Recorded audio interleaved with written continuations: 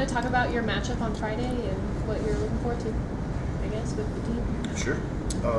We open up on Friday in Durango against a pretty good Fort Lewis team. The coach there, he built a pretty good program there a few years ago, and then he moved to Midwestern. And I guess he just didn't like Texas. He prefers Colorado, so he went back to Fort Lewis, and you're starting to see him build the same type of program that he used to have. So we've had some pretty easy games with them in the past, but now it's not going to be easy anymore. The field is grass, and we've been training on nothing but turf. So hopefully we can pass the ball as well as we like to do on grass when it's not as pure as our plastic. And we're just looking to start the season off with a win and as well as we can. We've got 9 or 10 out of the starting 11 are returners, so we know what to expect out of those guys. It feels like some have been here forever, but that's a good thing. And hopefully we'll get to see half a dozen of our new guys in that game. So that's another thing we'll be looking for, is trying to see some of the new kids perform and see what they're capable of. You guys also have Western Colorado on Sunday there in Durango. Just kind of, what do you know about them? I don't know anything about them. We've never played against them. They'll play on the same day as us, so my plan is to watch them on Friday, before we compete against them on Sunday. But the thought was, since we haven't been able to play what we would consider real soccer, since the virus hit, is we were trying to make a really cool road trip to start the year. So Durango's a really cool location. It's a beautiful place.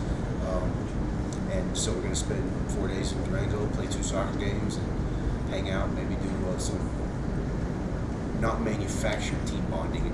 I don't really get into that kind of stuff, but when you're together for 4 days in a place like Durango, hopefully some bonding occurs, and we just parlay that into a good year. You guys are picked third in the preseason. Do you look at stuff like that, or? The only reason I look at it is I never want to be 1. Every time we're 1, we have a bad year. So the third doesn't bother me at all. We lost in the semifinals of the half season we had last spring, and Angelo and Dallas Baptist played in the finals. So I think I even ranked them 1 and 2 when they asked me to rank them. So third's probably a fair preseason ranking for us. Is that where we're going to end? Probably not. We'll be higher than that. With all this experience, what's the biggest benefit of that? Biggest benefit of experience? Yeah. Oh man, each position has such a special role for us. The Cheyenne Orozco already leads this women's soccer program in minutes played, and so if she stays healthy this year, she's going to hold that record for eternity. I don't know what her final number is going to be, and we play with 3 center backs, and she plays right in the middle, so she's kind of the anchor of our team.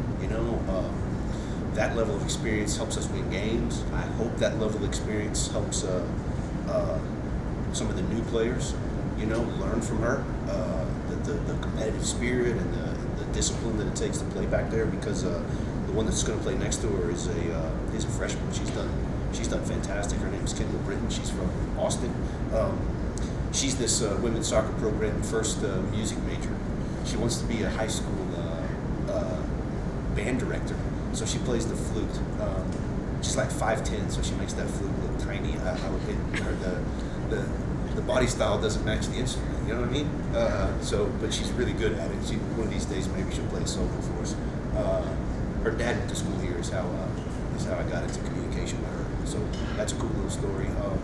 The experience up front, Hannah was an All-American a couple years ago. She scores tons of goals for us, and even when she's not scoring goals for us, she puts the other team under so much pressure with her pace. So hopefully that experience leads to goals. This is the first time that she's been here that she didn't receive a preseason award. So I didn't ask her if that bothered her, but maybe there's a little chip on her shoulder. Maybe she'll score some more goals this year. I don't know.